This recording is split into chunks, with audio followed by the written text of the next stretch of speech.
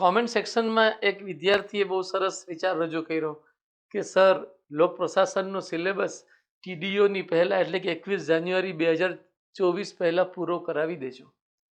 ભાઈ, તમારી આ માગણી, તમારી આ સજેશન બિલકુલ શિરોધાર્ય છે, સ્વીકાર્ય કરીએ છીએ.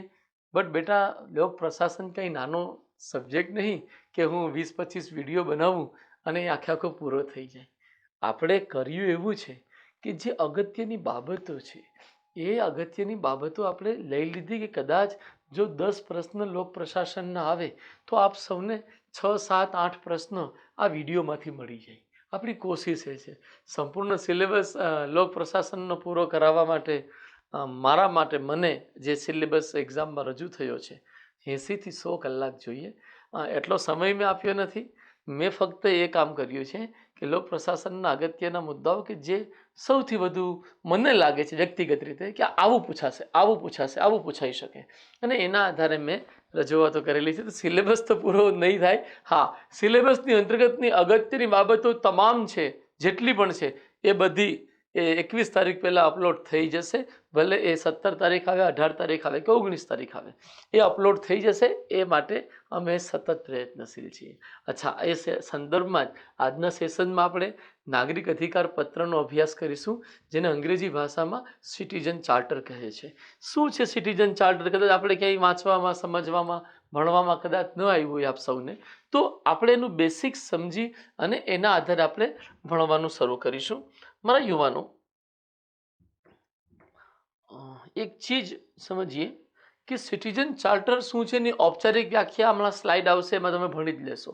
બટ એક વાસ્તવિકતા આપણા માનસપટની અંદર એ સિટીઝન ચાર્ટરનો કન્સેપ્ટ વ્યવસ્થિત રીતે સમજાય એના માટે એક ઉદાહરણ આપણે લઈએ કે સિટીઝન ચાર્ટર, જેને આપણે શબ્દ આપ્યો નાગરિક અધિકાર પત્ર, જેને આપણે સિટીઝન ચાર્ટર કહી રહ્યા છીએ, એ છે શું? અગર પ્રશ્ન ઉભો કરીએ આપણે કે આ છે શું, એવાનો સીધો સરળ જવાબ છે કોઈ જાહેર સંગઠન, એટલે સરકારી સંગઠન થઈ ગયું. આને આપણે જાહેર સંગઠનને જાહેર સત્તા મંડળ પણ કહેતા હોઈએ છીએ. આપણે રાઇટ ટુ ઇન્ફોર્મેશન એક્ટ ભણ્યા, એમાં આ વાત આપણે કરી હતી. જાહેર સત્તા મંડળમાં કેનો સમાવેશ થશે?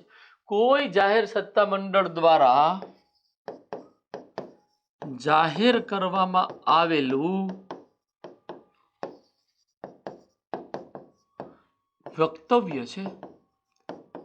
એક કાગળ, 2 કાગળ, 5 પાનામાં એક વક્તવ્ય, એક સ્ટેટમેન્ટ, એક ડિક્લેરેશન, જેને સિટીઝન ચાર્ટર કહીએ છીએ. કોઈ જાહેર સંગઠન દ્વારા જાહેર કરવામાં આવેલું વક્તવ્ય સિટીઝન ચાર્ટર કહેવાય છે. શું છે આ વક્તવ્ય? તો કે આ વક્તવ્યમાં 4-5 બાબતો સ્પષ્ટ કરવામાં આવેલી હોય છે. જે જાહેર સંગઠન જેવી સેવા પ્રદાન કરે છે, ફોર એક્ઝામ્પલ કે કોઈ જાહેર સંગઠન છે મ્યુનિસિપાલિટી કે જે જન્મ મરણના દાખલા આપવાનું કાર્ય કરે છે, રાશન કાર્ડ કાઢી આપવાનું કાર્ય કરે છે, આયુષ્માન કાર્ડ કાઢી આપવાનું કાર્ય કરે છે, તો આ તમામ જે કાર્ય કરી રહ્યા છે એ કાર્યોની વિગત, આ તમામ કાર્યોને આપણે સેવા કહી શકીએ. એ સેવાઓનો ઉલ્લેખ હશે આ વક્તવ્યમાં કે જે સેવાઓ એ સંગઠન દ્વારા આપવામાં આવી રહી છે. નંબર 2, એ અધિકારોનો ઉલ્લેખ હશે કે જે અધિકાર આ સંગઠનની સાથે જોડાયેલા નાગરિકો કે લાભાર્થીઓને અવેલેબલ થાય છે. કે ભાઈ, તમે અહીં આવો તો તમને આ અધિકાર હશે.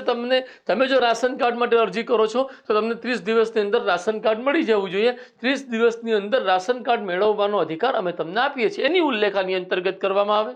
નંબર 3, અધિકારીઓની જવાબદારીઓ અને સંબંધિત અધિકારીઓના નામની વિગત રજૂ કરવામાં આવે. નામ, વિગત અને એની જવાબદારીઓ, કે અગર તમારે રાશન કાર્ડ કઢાવવું છે તો ફલાણા અધિકારી છે, એના માટે જવાબદાર છે, એનો ફોન નંબર આ છે, એનો ઈમેલ આઈડી આ છે. તો તમામ અધિકારીઓની વિગત રજૂ કરવામાં આવે. સંગઠન જે સેવાઓ અને ઉદ્દેશોથી કામ કરી રહ્યું છે એની વિગત રજૂ કરવામાં આવે. અને ચોથી બાબત કે અગર કોઈ કન્ડિશનમાં કોઈ જે નાગરિક કે લાભાર્થી છે, જે સંગઠનમાં પોતે સેવા પ્રાપ્ત કરવા આવે છે, એને સેવા ન મળે અથવા એના અધિકારનું ઉલ્લંઘન થાય અથવા કોઈ અધિકારી એની જવાબદારીનું પાલન કરવા ન તૈયાર હોય તો એ ક્યાં ફરિયાદ કરી શકશે? એ ફરિયાદના નિવારણની પણ સ્પષ્ટતા સિટીઝન ચાર્ટર નામના સ્ટેટમેન્ટમાં કે વક્તવ્યમાં હોય છે.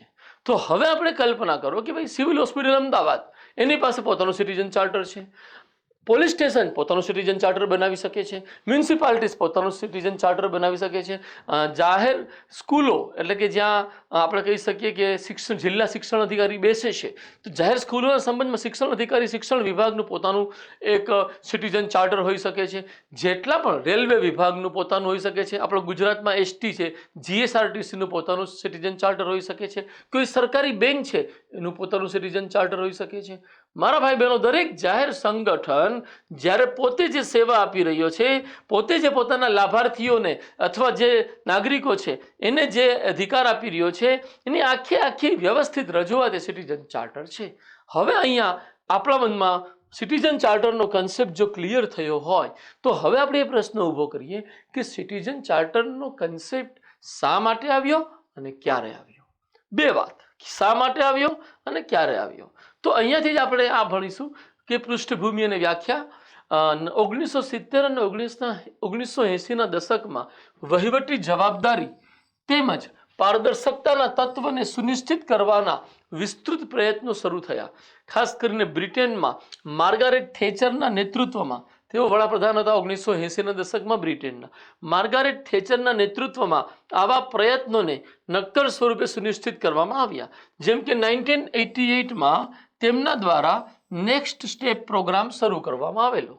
આ પૃષ્ઠભૂમિના આધારે 1992માં બ્રિટનમાં વડાપ્રધાન જોન મેજરના પ્રધાનમંત્રીત્વ કાળમાં નાગરિક ઘોષણાપત્રની સંકલ્પના એટલે વિભાવના, કન્સેપ્ટ, સંકલ્પના લાગુ કરવામાં આવી. તો આપણને એટલી ખબર પડે છે કે વહીવટમાં જે સેવા સંગઠન આપી રહ્યું છે એ વહીવટી સંગઠન પોતે જવાબદારીપૂર્વક પારદર્શકતાથી પોતાના નાગરિકોને સેવાઓ પૂરી પાડે એ માટેની પહેલ સૌથી પહેલા બ્રિટનમાં 1992માં સિટીઝન ચાર્ટરના રૂપમાં જોન મેજરના પ્રધાનમંત્રીત્વ કાળમાં શરૂ થઈ.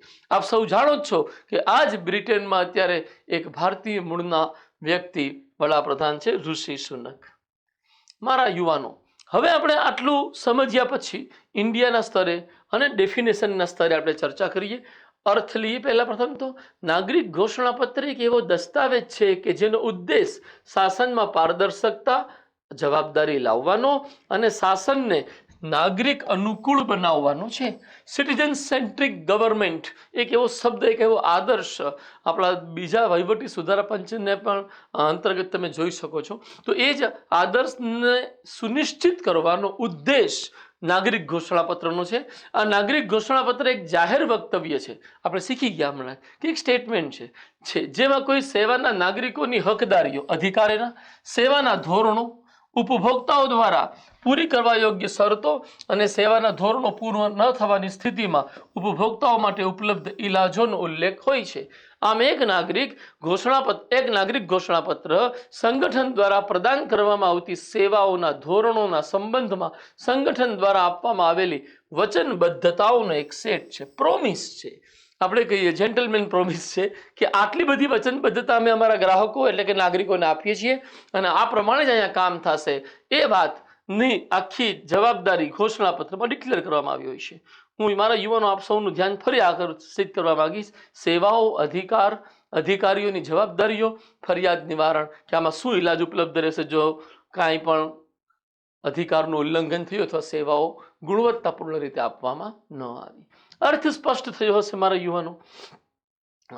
નાગરિક ઘોષણાપત્રનો સંબંધ એ સુધારાત્મક પ્રયત્નોથી પણ છે કે જેના દ્વારા સંગઠનની સેવા ઉપલબ્ધ કરાવવામાં થતી ભૂલો તેમજ અનિયમિતતાઓને અટકાવી શકાય. સ્પષ્ટ છે કે નાગરિક ઘોષણાપત્ર સંગઠનમાં સેવા સંબંધી ગુણવત્તા અને જવાબદારી બંને સુનિશ્ચિત કરે છે. નાગરિક ઘોષણાપત્રનો ખ્યાલ નાગરિકોને ઉચ્ચ ધોરણયુક્ત સેવાની માંગ કરવા માટે સશક્ત બનાવે છે. આ સંકલ્પના નાગરિકોના સશક્તિકરણ માટે સેવાઓને પુરવઠા પ્રેરિત નહીં પરંતુ માંગ પ્રેરિત બનાવે છે. આ રીતે નાગરિક ઘોષણાપત્રથી જાહેર સેવાઓ નાગરિક કેન્દ્રિત બને છે. આ સંદર્ભમાં ઘોષણાપત્ર અભિયાનના મૂળ 6 સિદ્ધાંતો ઘડવામાં આવ્યા છે. 6 સિદ્ધાંત સિટીઝન ચાર્ટર કેવું હોવું જોઈએ એના 6 સિદ્ધાંતો છે કે જેને આપણે ધ્યાનમાં લેશું. નંબર 1 ગુણવત્તા, નંબર 2 પસંદગી, નંબર 3 સ્ટેન્ડર્ડ્સ ધોરણ, નંબર 4 મૂલ્ય, મૂલ્ય એટલે કે જે સંગઠન ચાલી રહ્યું છે એના ખર્ચાઓ ક્યાંથી આવે? સરકારના આગળ જે પૈસા આવી રહ્યા છે જનતાના કરવેરાથી ભરવામાં આવે છે, તો એ જે કરવેરા ભરીને જનતાના જે પૈસા છે એનું મૂલ્ય સમજાય એવો સિદ્ધાંત નાગરિક ઘોષણાપત્રમાં અપનાવવામાં આવે છે. નંબર 5 જવાબદારીઓ એટલે કે સેવા પ્રદાન કરનાર વ્યક્તિની જવાબદારી શું છે એ પણ એક સિદ્ધાંત છે. નંબર 6 પારદર્શકતા. આ 6 ડાયમેન્શન ધ્યાન રાખશું. 6 સિદ્ધાંતોના આધારે નાગરિક ઘોષણાપત્ર બનાવવામાં આવે છે. ભારતમાં શરૂઆત ક્યારથી થઈ? આપણે જાણીએ છીએ 1992માં જ્હોન મેજરના નેતૃત્વમાં વડાપ્રધાન મેજરના નેતૃત્વમાં બ્રિટનમાં શરૂઆત થઈ. પહેલું ભારતમાં ક્યારે? ભારતમાં 1997માં આયોજિત મુખ્યમંત્રીઓના સંમેલનમાં નાગરિક ચાર્ટરની સંકલ્પનાને સ્વીકૃતિ આપવામાં આવી. આ સંમેલનમાં નિર્ણય લેવાયો કે જે ક્ષેત્રો કે બાબતોમાં જાહેર સંગઠન અને જનતા વચ્ચે મોટા પ્રમાણમાં આંતરક્રિયા થતી હોય એ ક્ષેત્રોમાં નાગરિક ચાર્ટરની સંકલ્પના અપનાવવામાં આવે. આવા ક્ષેત્રોમાં મુખ્યત્વે રેલવે, દૂરસંચાર, પોસ્ટલ સેવા, જાહેર વિતરણ પ્રણાલી, હોસ્પિટલ, મહેસૂલ વિભાગ, વીજળી વિભાગ વગેરેનો સમાવેશ થાય છે. આ સિવાય પણ હોઈ શકે, પણ કમસે કમ અહીંયા તો લાવી જ દેવું છે. હવે 97માં જે મુખ્યમંત્રીઓના સંમેલનમાં આ વિચાર ઉપર સંમતિ બની એની પહેલા 96માં મુખ્ય સચિવોનું એક સંમેલન થયું અને તમામ રાજ્યોના મુખ્ય સચિવો સામેલ થયા. એને સમજીશું. આ પહેલા ભારત સરકારની પહેલથી 1996ના મુખ્ય સચિવોના સંમેલનમાં અનુક્રિયાશીલ અને પ્રભાવશીલ સરકારના સંબંધમાં શરૂ થયેલા સંવાદમાં સિટીઝન ચાર્ટરનો મુદ્દો સામે આવેલો. અહીંયા અનુક્રિયાશીલ શબ્દનો અંગ્રેજી થશે રિસ્પોન્સિવ ગવર્મેન્ટ. રિસ્પોન્સિવ ગવર્મેન્ટનું અનુક્રિયાશીલ પણ કહેવાય. અને રૂપાણી સાહેબ જ્યારે મુખ્યમંત્રી હતા તો એમણે શબ્દ વાપર્યો સંવેદનશીલ, રિસ્પોન્સિવ ગવર્મેન્ટ માટે. એટલે અહીંયા આપણે સંવેદનશીલ શબ્દ પણ વાપરી શકીએ કે સંવેદનશીલ અને પ્રભાવશીલ સરકારના સંબંધમાં શરૂ થયેલા સંવાદમાં સિટીઝન ચાર્ટરનો મુદ્દો સામે આવેલો. 1997માં થયેલા મુખ્યમંત્રીઓના સંમેલનમાં કેન્દ્ર અને રાજ્ય સ્તરે સંવેદનશીલ અને અસરકારક સરકાર સ્થાપવાના સંબંધમાં એક એક્શન પ્લાન ઉપર ચર્ચા થયેલી, જેના આધારે સિટીઝન ચાર્ટરના મુદ્દા ઉપર નિર્ણય લેવાયો. આ એક્શન પ્લાનમાં મુખ્ય 3 ક્ષેત્રોની ઓળખ કરવામાં આવી કે જ્યાં સિટીઝન ચાર્ટર લાગુ થશે. એમાં 3 ક્ષેત્ર આ પ્રમાણે છે. નંબર 1 વહીવટને જવાબદાર તેમજ લોકમિત્ર બનાવવો. નંબર 2 પારદર્શકતા અને માહિતીના અધિકારને સુનિશ્ચિત કરવો. નંબર 3 નાગરિક સેવાઓને સ્વચ્છ બનાવવા માટે અને પ્રેરિત કરવા માટે વિવિધ ઉપાયો અપનાવવા. એ પછી મારા છોકરાઓ અત્યારે ભારતની અંતર્ગત સંઘ સ્તર અને રાજ્ય સ્તરના તમામ સંગઠનોને ભેગા કરી દઈએ ને તો 1000થી વધુ જાહેર સંગઠનો છે કે જેમણે પોતાના સિટીઝન ચાર્ટર ડિક્લેર કરેલા છે. સિટીઝન ચાર્ટરને લઈને જનજાગૃતિની કમી હોવાથી કદાચ તમે પણ નહીં જાણતા હો અને એના કારણે એનો ઉપયોગ થતો નથી. અને સિટીઝન ચાર્ટરમાં જાહેર સંગઠનોના જે કર્મચારીઓ છે એને બરાબર ટ્રેનિંગ અપાતી ન હોવાથી એ લોકો પણ સિટીઝન ચાર્ટરને લઈને કોઈ ઉત્સાહી વર્તન નથી કરી રહ્યા. તો અમલીકરણમાં કંઈક મર્યાદાઓ છે, બટ એ સત્ય છે કે 1000થી વધુ સંગઠનો આ પ્રકારની સિટીઝન ચાર્ટરની વિભાવનાને અપનાવી ચૂક્યા છે અને એનો અમલ થાય એના માટે જ મારા યુવાનો ભારત સરકાર અને રાજ્ય સરકારો એક એપ્રોચ ઉપર ચાલી રહી છે કે એક પબ્લિક સર્વિસ એક્ટ બનાવવામાં આવે, જેને ગુજરાતી ભાષામાં શું કહીએ? જાહેર સેવા અધિનિયમ. કે જાહેર સેવા અધિનિયમ દ્વારા નાગરિક ઘોષણાપત્ર એટલે કે સિટીઝન ચાર્ટરને વૈધાનિક સ્વરૂપ પ્રદાન કરી અને એને બાધ્યકારી બનાવી દેવામાં આવે કે અગર નિર્ધારિત સમયગાળામાં નિર્ધારિત ગુણવત્તા સાથેની સેવા સરકારના અધિકારીઓ દ્વારા જાહેર જનતાને કે નાગરિકને નથી આપવામાં આવી તો એ સેવા ન આપવા બદલ જે તે સંબંધિત જવાબદાર અધિકારીને સજા થશે અને એ સજા નાણાકીય હશે અને એ નાણાં જે દંડ રૂપે અધિકારી પર લાગશે એના પગારમાંથી કાપવામાં આવશે. આ પ્રકારની કંઈક બાબતને અમલમાં મૂકવા માટે જે કાયદાકીય માળખું બનાવવામાં આવ્યું એને જાહેર સેવા અધિનિયમ કહે છે. એ જાહેર સેવા અધિનિયમ ઉપર નેક્સ્ટ સેશનમાં ચર્ચા કરીશું. અહીંયા આ સેશનને વિરામ આપીએ. આપણે 2013માં ગુજરાતે જાહેર સેવા અધિનિયમ પોતાનો બનાવ્યો છે. અમારે ત્યાં 25 જાન્યુઆરીથી એટલે કે 21મી ટીડીઓ પૂરી થયા પછી 25 જાન્યુઆરીથી આ જીપીએસસી પ્રી કમ મેન્સ ફાઉન્ડેશન બેચ શરૂ થઈ રહી છે. જે પ્રકારનું એક્ઝામિનેશન વાતાવરણ છે મારા યુવાનો, તમે જ્યાં સુધી વિષયને યોગ્ય રીતે શીખશો નહીં ત્યાં સુધી કાબેલ બનશો નહીં. જ્યાં સુધી કાબેલ બનશો નહીં ને ત્યાં સુધી કામયાબી મળવાની નથી. ખોટા આમ તેમ વલખા મારોમાં આ બેચમાં સામેલ થઈ બેસિકથી લઈ એનાલિટિકલ લેવલ સુધી સ્ટ્રોંગ બનો, કાબિલ બનો, એના માટે આ બેચમાં સામેલ થાઓ. અત્યારે જ કોન્ટેક્ટ કરી શકો છો તમે 7228937808 નંબર ઉપર. યુવાનો સેશન આપીશું. Thank you very much. જય હિન્દ, નમસ્કાર.